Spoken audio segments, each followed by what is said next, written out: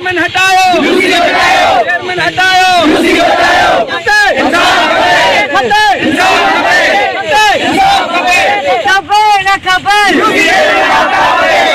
अदावा जो नालो आशिक अली दिनारी।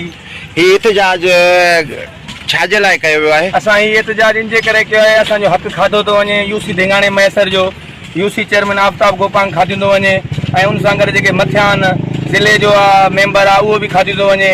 ज़िले मेंबर अज़ीज़ रहमान मैसर आहे उहो बि खाधींदो वञे। ॿिया उन सां गॾु काउंसलर आहिनि उहे बि खाधींदा वञनि, मिली भगत करे खाइनि था। ग़रीबनि खे हक़ नथो ॾिनो वञे ऐं असांजा जेके बि हिते हक़ जा कम आहिनि उहे नथा थियनि। कहिड़ा कहिड़ा कम? असांजा जाइज़ कम आहिनि, सफ़ाई आहे, साफ़ सफ़ाई आहे ऐं ग़रीबनि जा मसइला मसाइल आहिनि। जीअं कंहिंजो मसइलो आहे पखो कोन अथसि, प्लेट कोन्हे, माना अहिड़े कंहिं लाइट आहे, माना हर हिते असां वटि कोई बि अहिड़ो कमु न थियो आहे।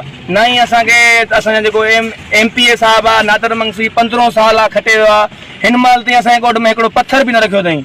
छाजे करे यूसी धिंगाणो मैसर को पाकिस्तान में न आहे। पाकिस्तान में असां आहियूं, असांखे अलाए छो धिकारियो थो वञे ऐं इहे खटे बि थो वञनि था। अञा ईअं बि न खटनि, खटे बि वञनि था, पोइ बि माण्हुनि जो ख़्यालु नथा कनि। उहे मनपसंद माण्हू जेके वॾेरा ऐं जेके उन्हनि जा वाठा आहिनि उन्हनि खे पखा ॾेई हथु कढनि था। भई इहे ग़रीब जेके बि आया आहिनि सभु रुली विया आहिनि। असां इन जे करे अॼु गॾु थिया आहियूं हिते त असांखे हक़ ॾिनो वञे। ऐं यूसी असांजी धिंगाणो मैसर आहे, उनजी ऑफिस आहे। इहो ऑफिस जो हशर तव्हां ॾिसो, पंहिंजी ऑफिस जो कमु कराइण जहिड़ा बि न आहिनि।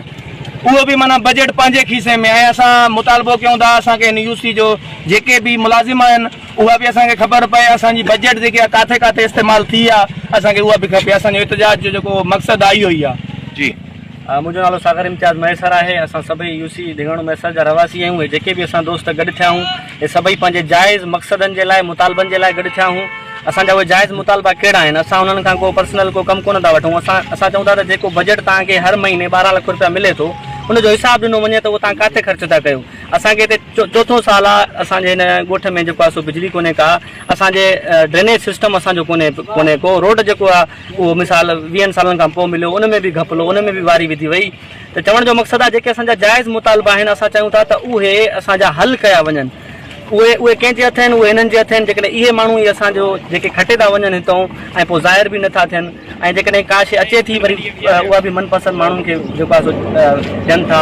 हीअ तव्हां अशर ॾिसो, असांजो यूसी ऑफिस जो अशर आहे, हिन में 12 मुलाज़िम असांखे ॿुधायो थो वञे त हिते आहिनि भर्ती ऐं डबल नौकरी वारा मुलाज़िम हिते भर्ती थियल आहिनि। मोहम्मद रमज़ान दिनारी, यूनियन कौंसिल धिंगाणो मैसर, विलेज कोट लाल बख्श मैसर जो रवासी आहियां। पुराणा हितां जो रवासी आहियूं। असां बि ॾिसंदा था अचूं, सिर्फ़ु नज़र अंदाज़ यूनियन कौंसिल जा सेक्रेटरी अलाए केतिरा आया, अलाए केतिरा विया। कॾहिं मंशी थो अचे त कॾहिं मस्तोई थो अचे त आण पढ़ियल अमूठे छाप। हे ग़रीब वीचारा मिसकीन यूनियन कौंसिल जा रोज़ 15 धिकनि में पूरा आहिनि। कंहिंखो जेको आहे सर्टिफिकेट जा 500 वठी था वञनि, कंहिंखो 800, कंहिंखो 1000, कंहिंखो 200। पंहिंजा वाठा गॾु अथसि, मुंशी रखियल अथसि। त मां इहो ई जेको आहे सो अपील कंदुमि आला क़यादत खे त बराए महिरबानी सेक्रेटरी को चङो ॾिनो वञे ऐं कंहिं ग़रीब गुरबे जो जेको कमु कयो वञे। महिरबानी। लाल बाग जो रवासी आहियां। असांजो मुतालबो इहो आहे त हर महीने जेको बजट अचे थो 12 लाख रुपया, उनजो को बि कोर्ट लाल बख्श में छा पूरी यूसी में कमु कोन थो कयो वञे।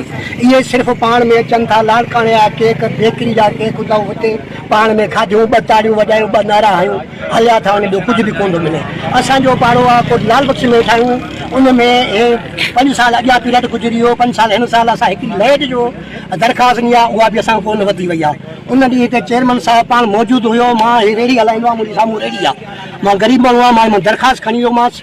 उते हिन सां नौकिरियुनि वारा माण्हू वॾेरा वेठा, उन्हनि खां दरख़्वास्तूं वरितई। मां दरख़्वास्त ॾींदोमांसि, मूंखे वापसि कई कि बाबा तव्हां खां हे पंहिंजो जेको आहे सो काउंसलर वठंदा। बाबा काउंसलर वेठो आहे, काउंसलर चयो आहे असांखे दरख़्वास्त कोन मिलियो। असां हिनखे 75 सां दरख़्वास्त ॾींदा, असांखे मोटाए वञूं। बहरहाल जेको कुझु आहे, जेको माल अचे थो, तव्हां घटि में घटि उहो ग़रीबनि खे ॿुधायो।